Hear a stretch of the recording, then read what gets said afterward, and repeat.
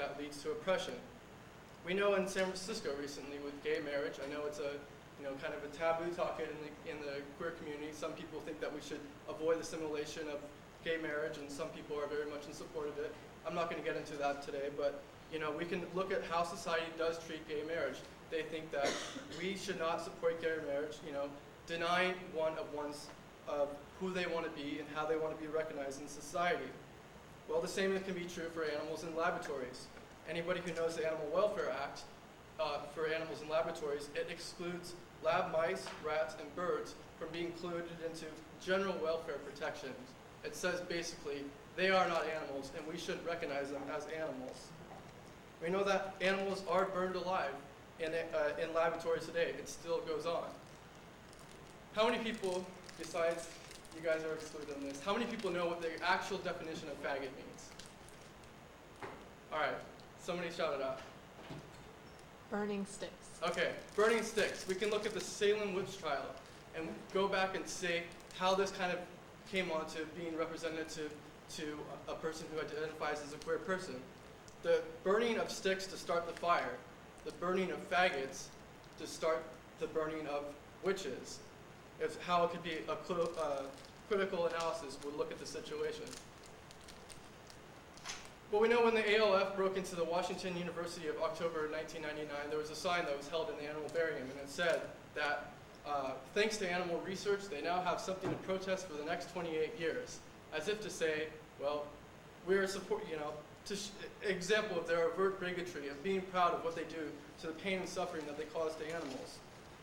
Well, in the 1970s in Los Angeles, there was a place called Barney's Beanery, and there was a sign held inside of that that says, "Faggots, stay out," as if to show they were proud of their bigotry as well.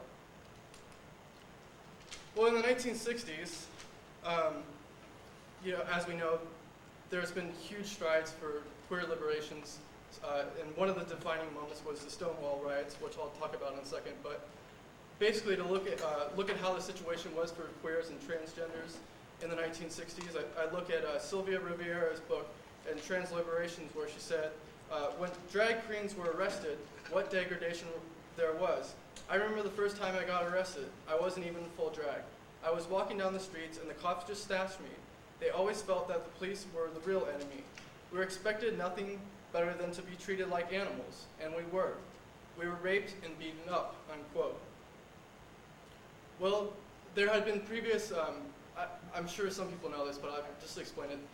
There had been previous attempts by the queer community, especially the Madison Society, to make minimal changes of, basically allowing people to have the right to, dance in public, doing such god-awful things of two men kissing in public.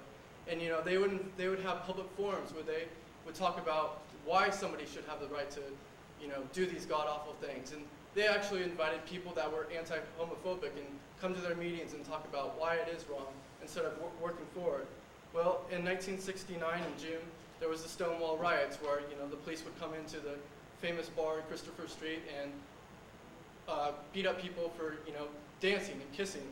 And there was that Stonewall riot that basically, there was an uprising where police, all kinds of craziness happened, and police were basically, from that point on, they never went in and raided Stonewall. It was what some considered the defining moment in the queer liberation movement. And I think it is an important example to look at it is the beauty of destruction that created the beauty of liberation. And that's one point that I think that we should look into, is because when